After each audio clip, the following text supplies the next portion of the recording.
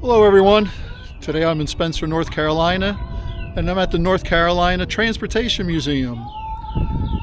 There's a lot of trains here, but they also have boats, cars, airplanes. There might be a couple other things that I'm not aware of, but those will probably be the main things on display. But for what I'm looking at right around here now, it looks very railroad centric. We'll walk around, see what there is to see. Come join me. And hopefully it'll be a good time. Should be fun. Not a great day out here today. It's not too bad, but it's gray, it's overcast, low 50s, a little breezy, but nice enough to be outside and enjoy the day. All right, so let's get this started and we'll see what's available here at the museum.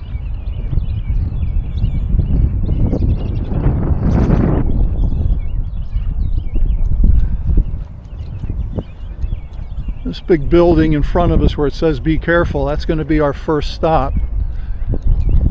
Pretty sure that was used as a shop building to do repairs on equipment back in the day. And from what I was told, you have cars in there, there's boats, airplanes, good mix of different general transportation. You also have train rides available. I don't think they go very far, a couple miles. It's only Friday, Saturday, Sundays. And since I worked on the railroad and I rode the trains every day, I think I've had more than enough time spent on trains and don't need to do that anymore. There's a mix of some different signals. These are very similar to what we had on our railroad in New Jersey.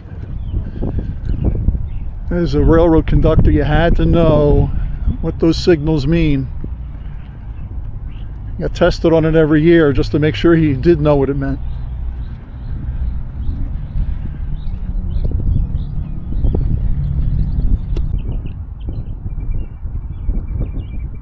I'll keep an eye out for Mookie, who's apparently the museum mascot. If I spot her, try to shoot some video of her. Apparently she likes to be petted, so she's friendly.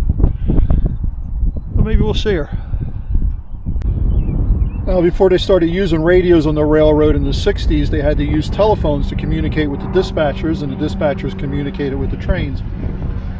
And this is one of the phone booths that would be in use to talk to a dispatcher. Pretty interesting, the old style crank phone. This one was used near Thomasville, North Carolina at milepost 312. Interesting. Okay, we're here at the first building. Let's go inside and see what they have. The sign says enter here, so we'll enter there. An old fire truck out here.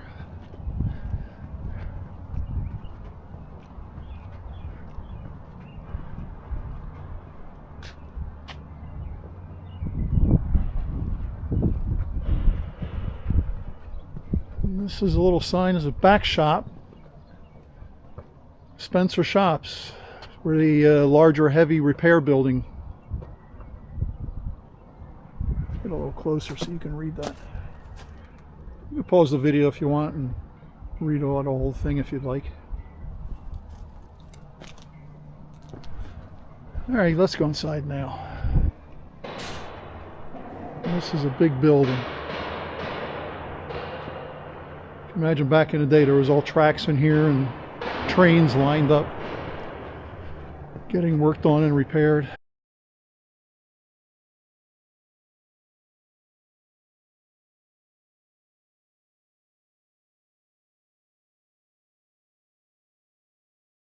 This next building we're going into is the roundhouse. And the roundhouse is a round building, makes sense, where they kept the locomotives at the end of their shift. After the end of their run, they'd bring them back here and store them for the night, do some basic maintenance on them, get them ready for the next day's run. And this particular roundhouse has 15 stalls. Let's see what's inside. Okay, got a few steam locomotives here.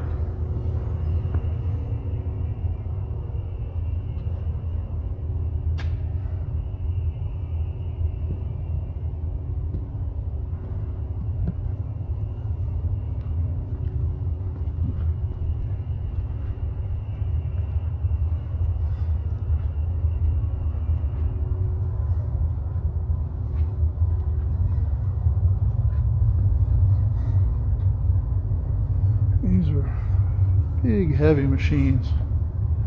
Amazing. You can imagine the noise and the smells, the sounds you would hear in this place in its heyday.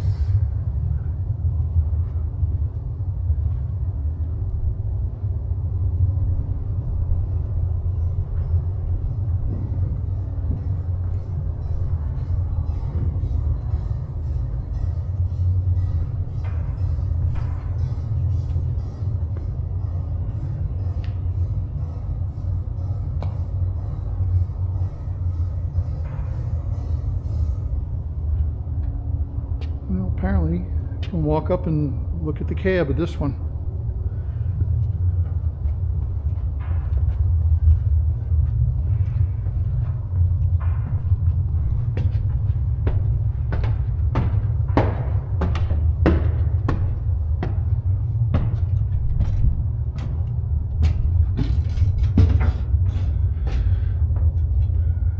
Well, this is where the engineer stood.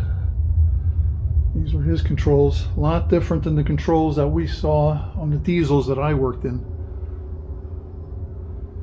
It's a firebox, you'd shovel the coal in there. Back here is where the coal was kept.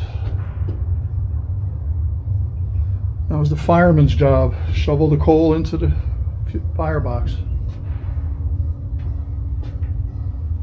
Interesting.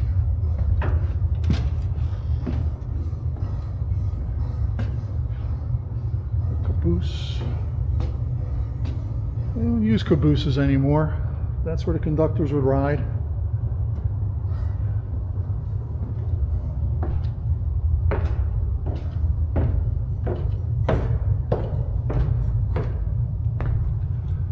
Nowadays the conductors just ride up front in the engine with the engineer. It's a little bit of a misunderstanding in terms as far as engineer and conductor.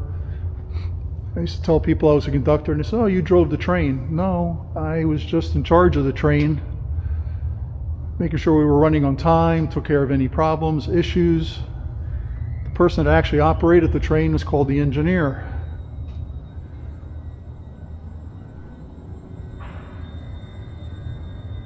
So the engineer ran the train, operated the locomotive, and the conductor was the person in charge of the train.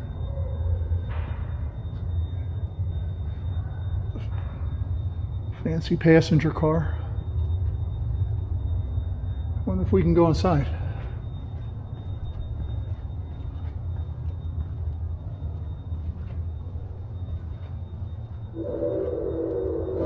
Doesn't look like it. This, I believe, is called a camelback.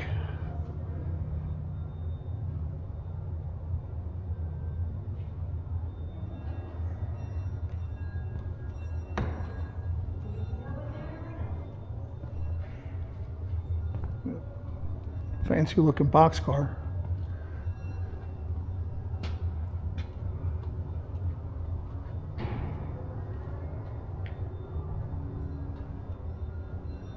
I have no idea what this is. This is a little different looking. Anybody know what this is?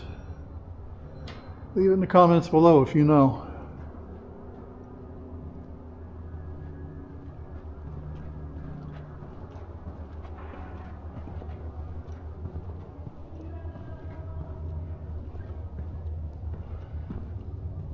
Another caboose.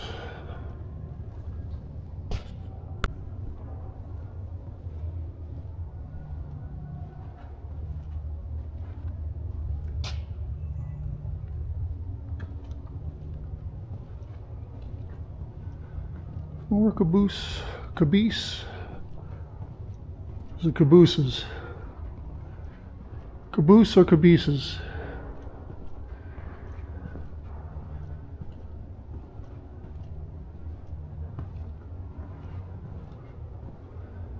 Fortunately, they don't let you inside any of these. You need to see the inside.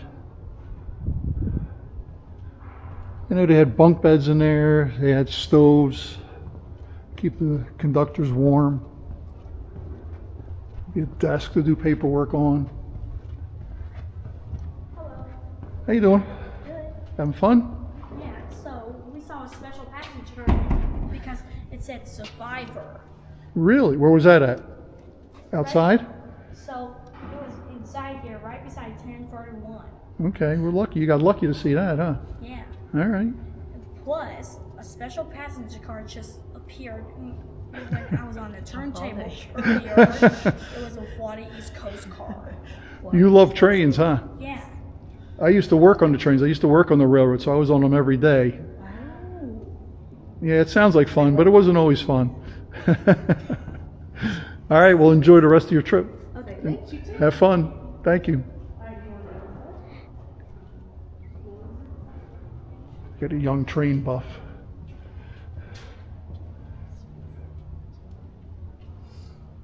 A little more modern diesel equipment. An old box car. Oh, refrigerator car, actually.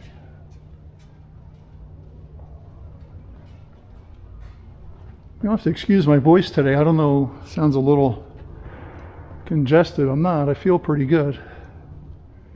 But my voice doesn't sound like it normally does.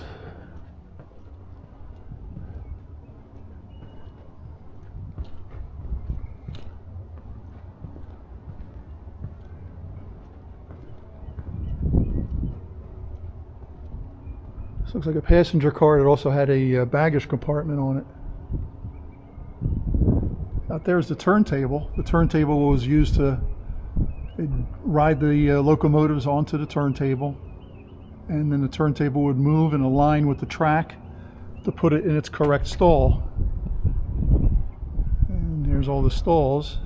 Like I said, there was 15 of them in this particular roundhouse. You can ride the turntable. It costs you $1. I don't think I'm going to do that today either.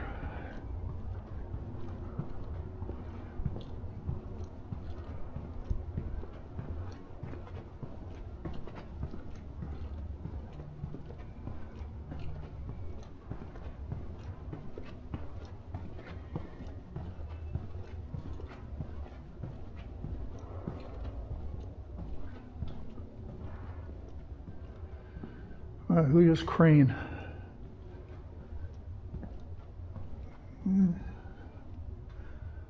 Sure, they use this in case there was a derailment. They'd have to use this to pick up the equipment and put it back on the rails.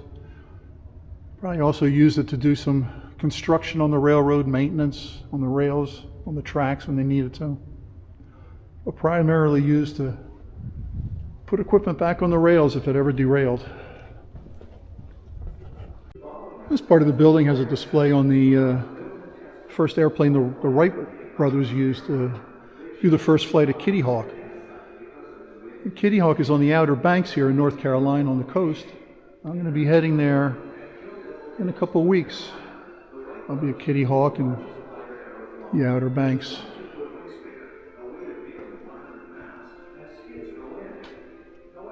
This very early steam locomotive.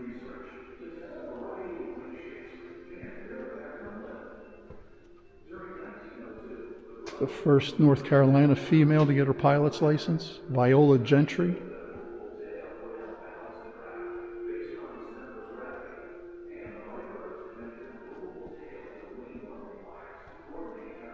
Track gangs, these guys worked hard. Most of this work now is done by machines, it's automated.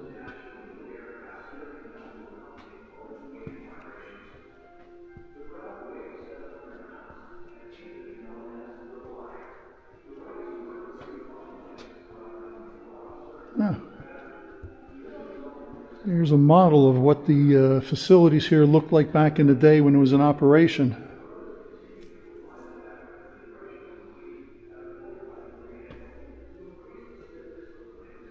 This was a pretty good sized yard.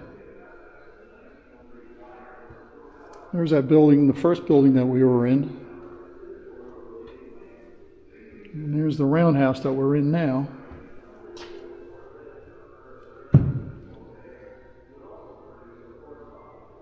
There's a coaling tower. You fill up the tenders with coal for the steam engines.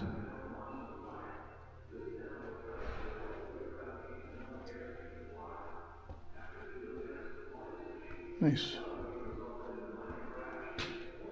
Firefighting equipment.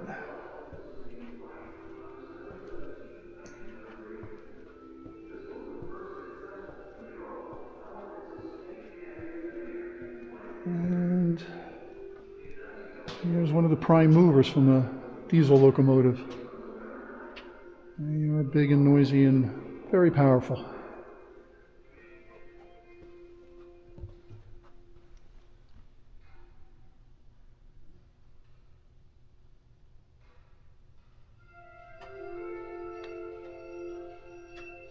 The cylinders are signs of big coffee cans.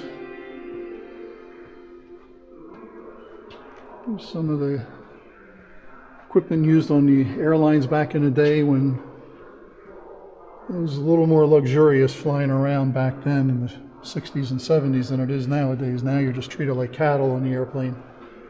Back then you were taken care of. The food was good, the service was even better, you had some leg room. It was a much better experience.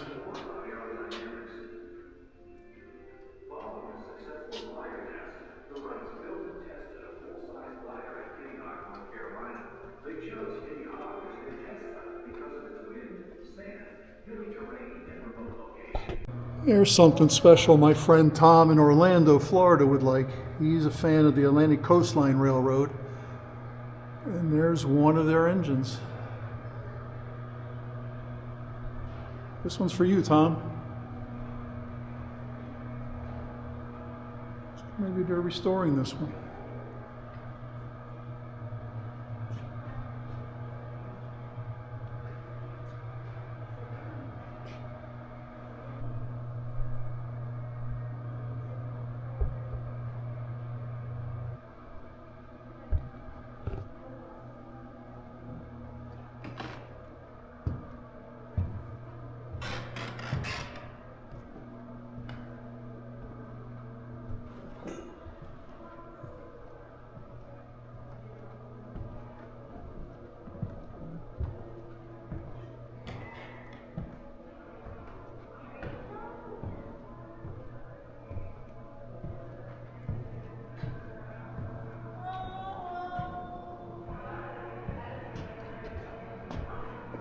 This area, these are pits where you can get underneath the equipment and do maintenance, and I'm sure they had lubrication and some minor repairs. That was called a pit.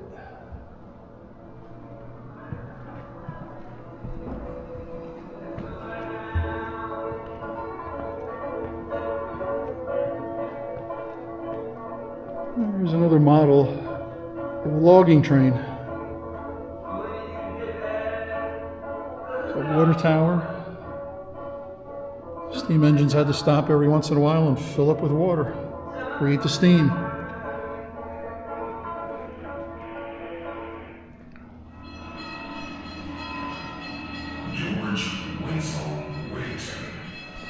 April 22nd, 1900 to January 22nd, 1970. This was a dispatcher station. Dispatcher would sit here and he'd be able to operate all the switches from here.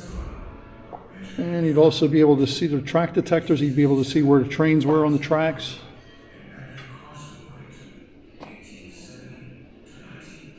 He'd be in constant contact with the other trains, finding out if there was any problems, any issues, giving trains permissions to do certain operations. And this was probably even further back in the day. They used Morse code to communicate in an old phone, so.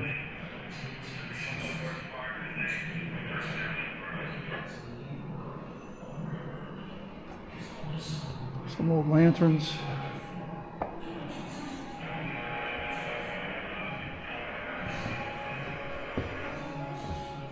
There's a conductor holding his lantern. They would use those lanterns to communicate with the engine. There'd be different signals, different ways they'd move that lantern to give the engineer instructions, either stop or go, back up. Those lanterns came in handy. They were used quite often, all the time.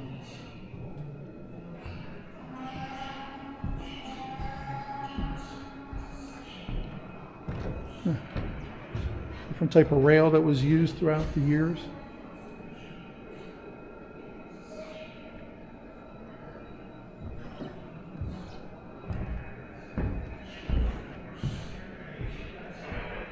Another old caboose.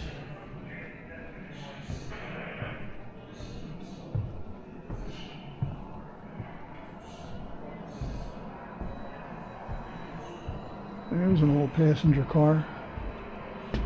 There's some nice club seats in there. A nice padded upholstery to sit in there, very comfortable.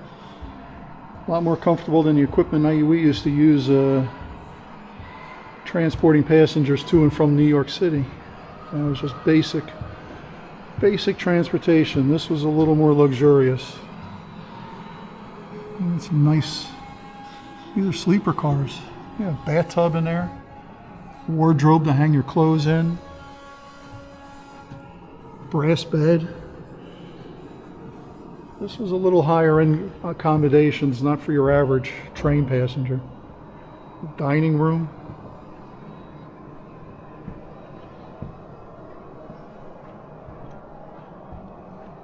More seating. Guess back here, this was the kitchen. The meals were prepared. Can we see in there? And this window's kind of dirty. I don't know if you can see. It's a little bit of the kitchen.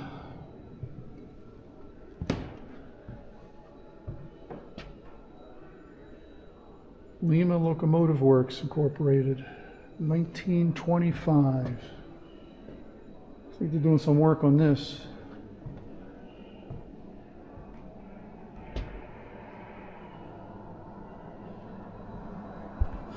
These are some dioramas depicting life back in the day here in Gotham County. This was called Gotham Electric Park. It had a carousel, swimming pond. This was a destination for Sundays. Come out and spend some time with the family. This was Upper Gotham, average upper middle class residential neighborhood. So they had streetcars, a church, a bandstand, gazebo, big houses. This is Gotham City. Not the Gotham City from Batman fame, but this was the downtown area.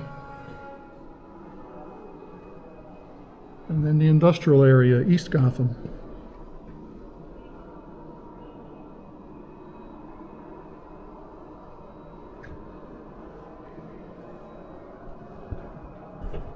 Now here's a car we can actually go into. Mail car. Every minute of every day. The bags filled with mail. Every minute of every And they would sort the mail into these different bags for each different postal area. I don't know if they used zip codes back then, probably not. But this work would keep going on as the train was moving. As the train went down the line, they'd pick up more bags off of poles that were along the side of the tracks, and they'd drop off mail as they went along just as well. More sorting area. Mr. Hot Dog, Washington, D.C. And so we're all cured. every minute of every day. Mr. Hot Dog, because we broke the mail down. It's part of the RPO network. So finally, before the trip was out, somebody said, oh, that's Chief Justice Frankfurter. And so we said it in the Chief Justice. That's what we decided it was, but somebody wrote on it, Mr. Hot Dog. Every minute of every day.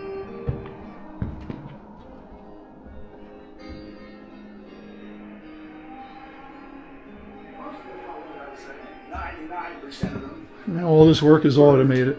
all for one for all, because anybody that was stuck. All the mail moves on conveyor belt, gets sorted automatically, barcodes and scanners. Because nobody sat down and rested But back in the day, that all had to be done by hand. unless everybody was up. Nobody stopped to eat until everybody. Back in the good old days. Every minute of every day.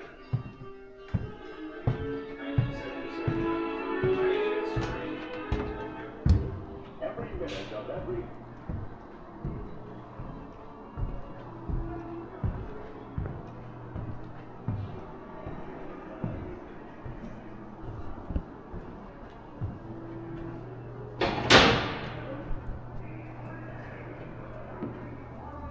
Yes. There's another car we can walk in. This was used apparently by the Red Cross. The United States watches closely as the Nazis and their allies swarm I through don't know the where it was cities, used. leaving a massive wake of destruction and absolute terror. I guess during the war this was used overseas. Separating America from Transport this wounded, escalating chaos, sick a military precarious men. veil of security envelops the country, only to be unexpectedly and violently pierced when the Japanese bomb Pearl Harbor.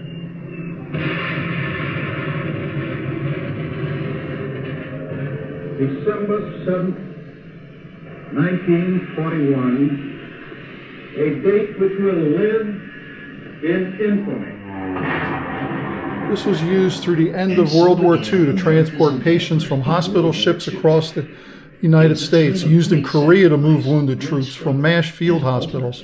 Great victory. Heroes This car's been on around. the battlefields of Europe and on the seas and islands of the Pacific. But there was another place where heroes reigned, on the railways that crisscrossed countries and continents, connecting Americans wounded on the front lines with the medical care needed to save their lives. The U.S. Army hospital trains and the medical personnel who rode the rails with them cared for thousands of injured soldiers being transported to base, ship, and state. And they had a kitchen on board too, prepare meals. During both the American Civil War and World War I, Okay, leaving the roundhouse, back outside. I'll take a quick walk over here, show you the turntable to the roundhouse.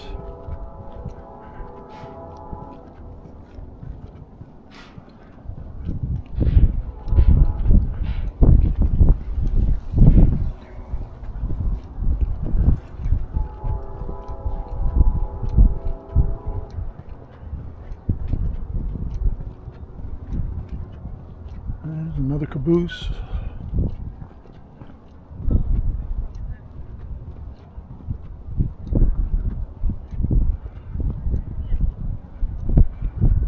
Another diesel.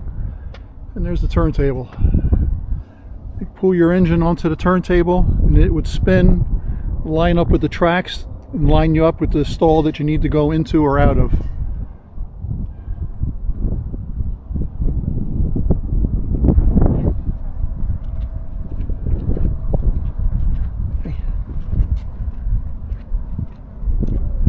Nice passenger cars. These are still in really good shape. Might have been refurbished.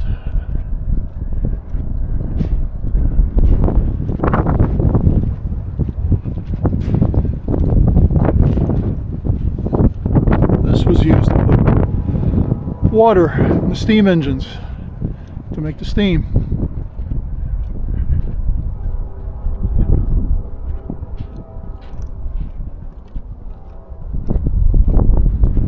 It's getting a little nicer out here, a little breezier, but the sun's coming out. Turning into a pretty nice day. There's some older passenger cars. They haven't been refurbished yet. Maybe they will be sometime in the future.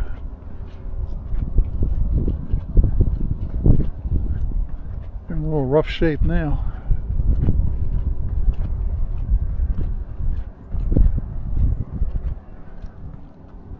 There's an old tank. They would use, keep diesel fuel in there. Fuel up the diesel engines at remote locations.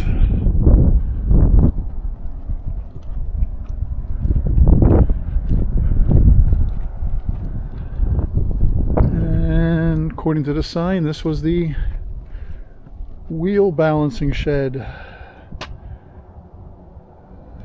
Wheels would get out of round, they get flat spots on them from stopping too fast, or slippery rail conditions. The train would slide and cause flat spots. So they bring them into this shed and work the wheels and get them round and remove those flat spots again. And that was a weight car, I believe. That was used to test certain areas to check weight requirements. That's what this shed was used for, truing up the wheels. This looks like a passenger car yard. They would bring the passenger cars here in between runs, clean them, restock them, fill them up with water again, get them ready for the next run. These are all passenger cars in here. One more building to go into, called a flu shop. Not sure what that was used for. I'm familiar with that term. Okay.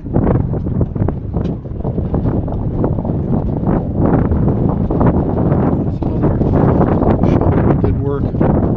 Gold tubes and flues from steam engines and renewed them through a process called self-ending. I'm familiar with that.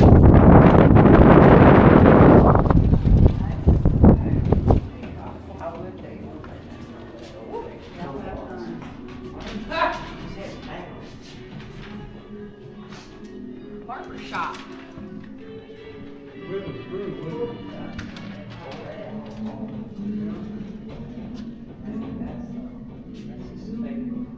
What kind of car is this? Well, this was the first Tesla. This is an electric car. They had them back then too.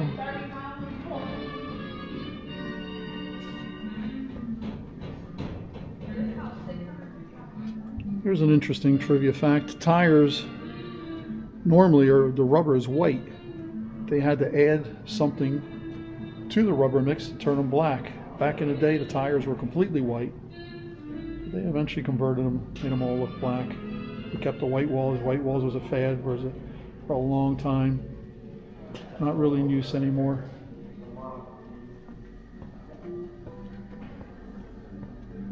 Model T Speedster.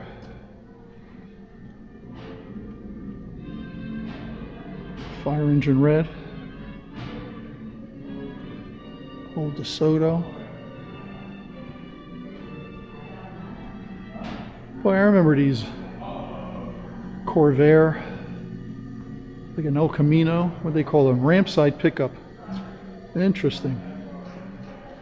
Well, I haven't seen one of these in a long time. My parents back in the day had a Corvair. It's a rear engine car. Very unusual for back in the day. The old 64.5 Mustang. Caused quite a sensation when they first came out.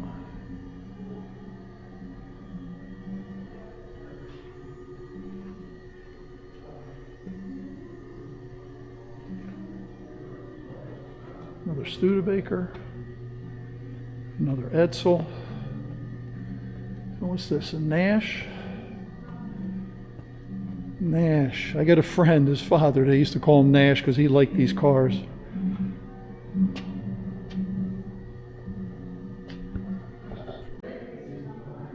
This looks like a Lincoln Continental. The size of this thing.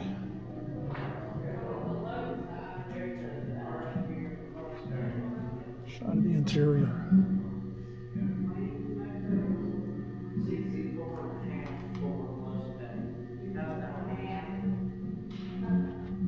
That was a 1948 Lincoln. Here's a Chevrolet pickup. Pristine condition.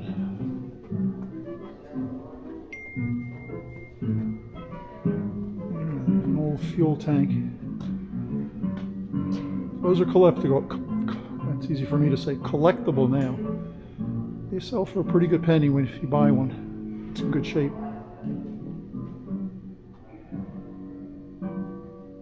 Even those globes, just collecting those globes is a hobby, and they're very valuable too, and they're in good shape.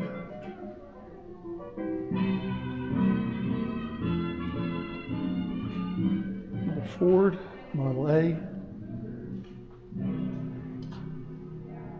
Parking meter, we've all seen and used them.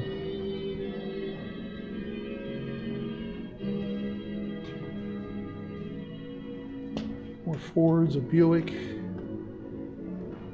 Not sure what that car in the back is, but a couple more Fords here. What's up, guys?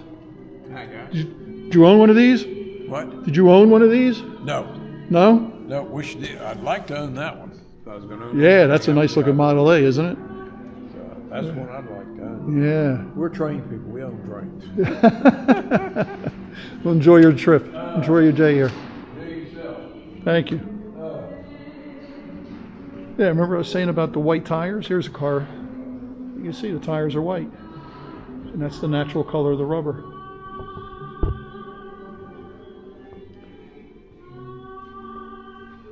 Helix all had to be cranked to get them started. That couldn't have been always easy to do.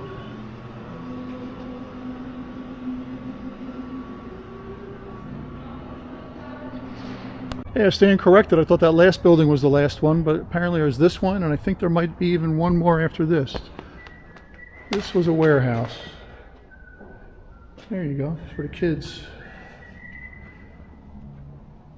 Play.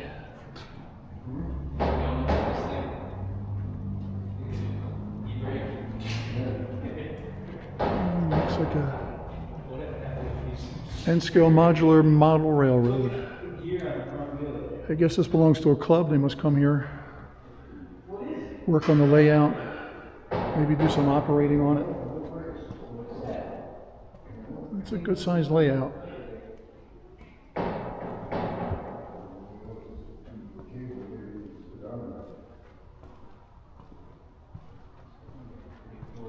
Look at the wood steering wheel. Nice little layout. This will be the last building on the tour, Master Mechanic's office. They had offices on this end of the building for the Master Mechanic, payroll clerk, officials of the railroad. And the other end was a warehouse used for tools and materials used in the shops. Let's go inside, see what there is to see there.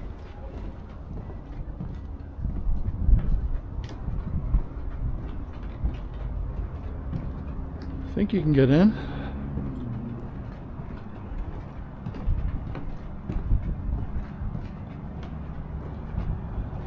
Maybe not. Oh, maybe it's just a gift shop. Well, we'll take a peek in the gift shop.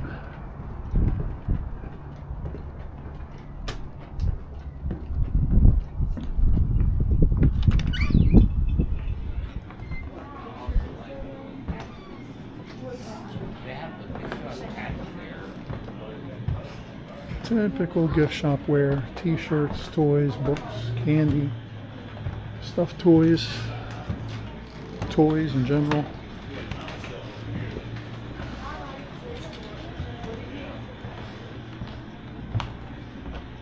And this area is closed, but this was the area where those offices were. I guess they're having some kind of a special event here later. Why it's closed, I don't know. You got a train running around up here.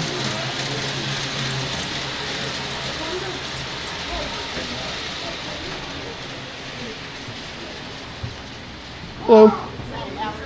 I'm good. How are you?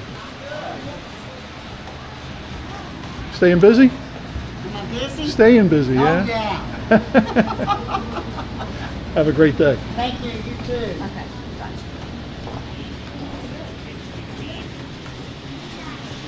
Kakalaki. There's the train again.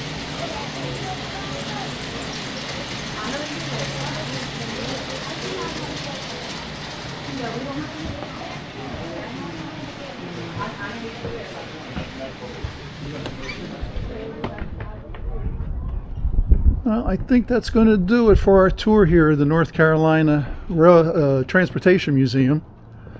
It's interesting. It's always interesting to see how things were done back in the day, what things were used, how things looked back then. And I hope you enjoyed this tour as much as I did. I know as I was talking, I know I made some mistakes identifying different things or explaining different things. If you catch any of those mistakes, please do me a favor, leave a comment down below. Correct me where I've made mistakes. I'd be grateful if you could do that. And if you enjoyed this video, please, if you haven't done so already, please subscribe and like. Star and I would both appreciate that. Speaking of Star, she had to stay in the van. Dogs weren't allowed. She's comfortable in the van. That's her home. And I think I'm going to end this here. And as usual, keep smiling. All shall be well. Be grateful for what you have. Until the next time, goodbye.